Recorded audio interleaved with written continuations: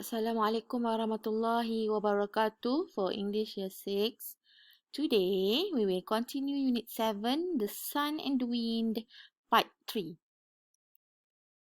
Let's read, mari baca. Okay, bila mari baca, maksudnya kamu kena baca petikan ini.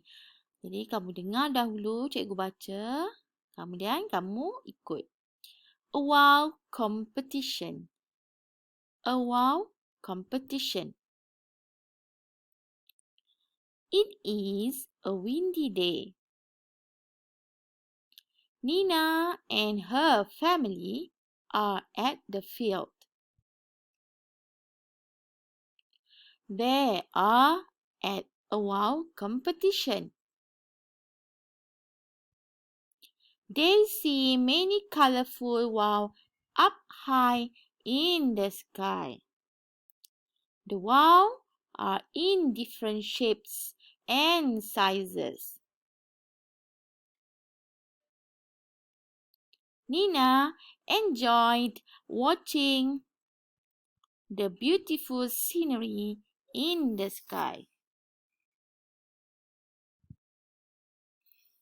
We read again. Kita baca sekali lagi, okay? Sekali lagi. A wow competition. Pertandingan wow. It is a windy day. Hari ini hari berangin. Nina and her family are at the field. Nina dan keluarganya berada di padang. They are at a wow competition. Mereka berada di pertandingan wow. They see many colorful wow up high in the sky. Mereka lihat banyak wow yang warna-warni terbang tinggi di langit. The wow are in different shapes and sizes. Wow itu berbeza bentuk dan saiz. Nina enjoyed watching the beautiful scenery in the sky. Nina gembira melihat pemandangan yang cantik di langit. Okay, sekarang kita jawab jawab soalan yang diberikan di sini. Answer true or false. Jawab sama ada betul atau salah pada pernyataan yang diberikan. Okay, look at one by one. Lihat satu per satu. Okay, number 1. Nina and her family are watching a wow competition. Nina and her family are watching a wow competition. Nina dan keluarganya melihat pertandingan wow. Betul atau tidak pernyataan ini? Yes, it's true. Betul, it's true. Jawapannya betul. Nina dan keluarganya melihat pertandingan wow. Okay, number 2. There are many wow in the sky. Terdapat banyak wow di langit. True or false? Yes, correct. Betul. Jawapannya ialah true. Betul. Terdapat banyak wow di langit. Number 3. The wow is our national flower. Wow ialah bunga kebangsaan negara kita. Betul atau tak pernyataan ini? True or false? Yes, the answer is false. Jawapannya ialah salah. Sebenarnya apa bunga kebangsaan negara kita? Yes, the correct answer is hibiscus, bunga raya. Okay, number 4. A kite competition is usually held on windy days. A kite competition is usually held on windy days.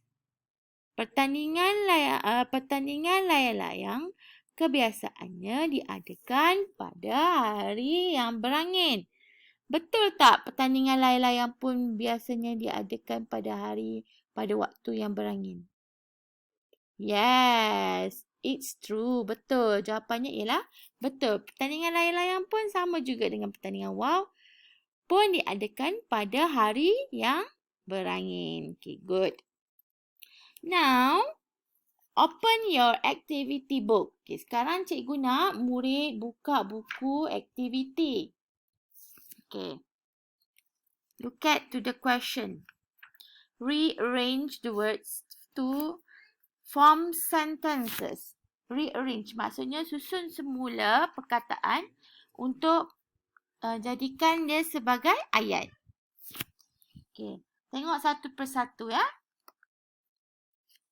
Number 1. Felt the man hot.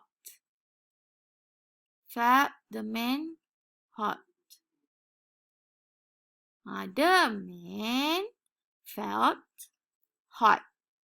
The man felt hot. Laki itu berasa panas. Number 2. The hat blew the wind off. The hat blew the wind off. Sepatutnya susunan yang betul ialah macam mana? What is the correct sentence? What is the apakah ayat yang betul di sini? Yes, the wind blew off the hat. The wind blew off the hat. Angin itu telah menerbangkan topi. Telah meniup ya, meniup maksudnya menerbangkan topi tersebut. Okay. Number 3. The man his coat held to on. The man his coat held to on. Okay, murid tulis jawapan yang betul di sini ya. Okay, number 4. Brightly shines the sun. Brightly shines the sun. The sun apa? Matahari. Matahari menyinar dengan cerah. Jadi ayat yang susunan yang betul tu apa? Tuliskan jawapan di sini. Number 5. Took coat the man of his. Took coat the man of his. Okay, apa jawapan yang betul? Yes. The man took off his coat. Lelaki itu membuka coatnya. Yang this one, number 3. Apa jawapan number 3? The man held on to his coat. The man held on to his coat. And number 4. Yes, the sun shines brightly. The sun shines brightly. Okay. Now open page 55, muka surat 55. Nina received a postcard from her cousin Attila. Nina menerima satu postcard daripada sepupunya Attila. Okay, dear Nina, kepada Nina, how are you? It is raining heavily.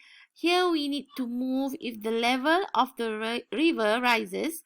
How is the weather in Ipoh? I hope everything is fine. Your cousin Attila. To Nina Ramli, number 37, Lorong Damai, Taman Harmoni, 0200 Ipoh, Perak.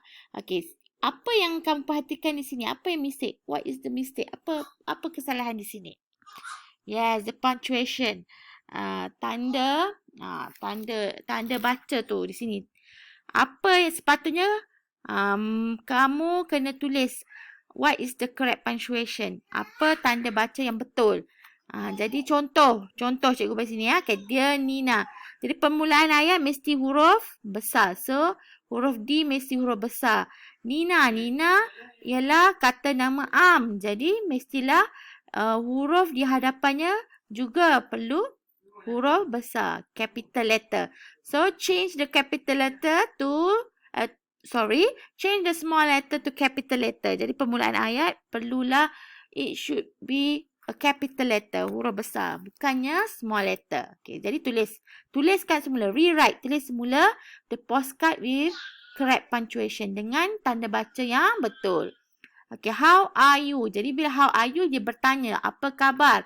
Jadi perlu ayat permulaan perlu tukar huruf besar dan masukkan tanda soal di sini. Okay? Itu latihan yang perlu kamu buat. Okay, that's all for today. Till next time. Assalamualaikum warahmatullahi wabarakatuh.